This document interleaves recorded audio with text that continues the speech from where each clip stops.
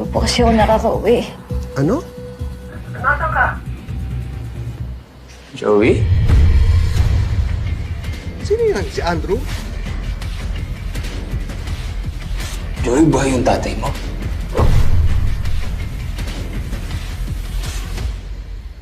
Kaya mas nakakakilos ako ngayon dahil ang pagkaalam ng mga sindikato, patay na ako. Honestly, this might be the wildest yet smartest undercover stunt I've ever witnessed in my entire journalism career.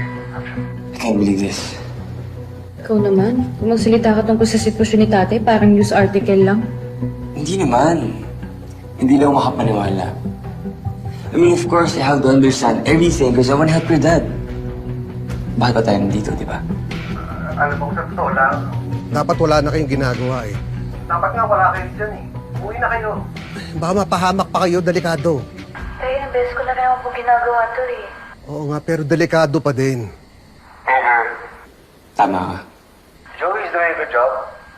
She's sharp, marunong dumiskarte, marunong lumaban. But I promise you, gaya lang naman dati, Eh, hindi ko siya papabayaan.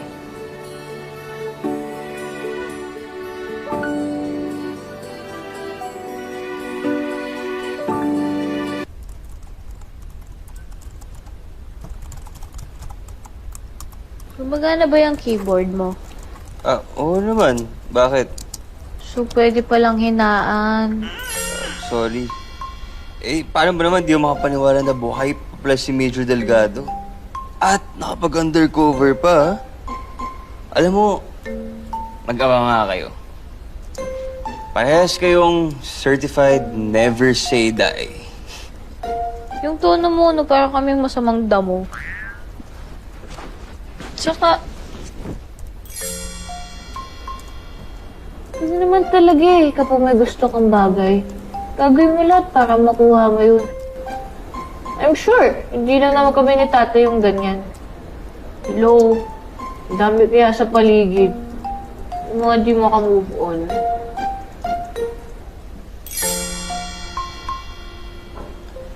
Teka, si Zoe ba to? Dahil ba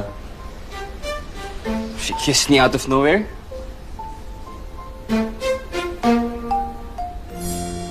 Matagal na kitang naririnig, Verdugo. And today, I'm finally gonna meet you. And see if you're actually worth the fear that follows your name. But let me be clear. If something goes wrong with this deal, your Lumen X will be history in Balmora. Huwag mong kalimutan, Delilah. You are just a distributor. I am the creator. I have the labs while you only have your men. Habang nagnenegosyo ka dito sa maliit mong probinsya, sinasakop ko na ang buong bansa. Huwag ka maging masyadong komportable. Because I act like a gentleman. Pumapatol ako sa babae.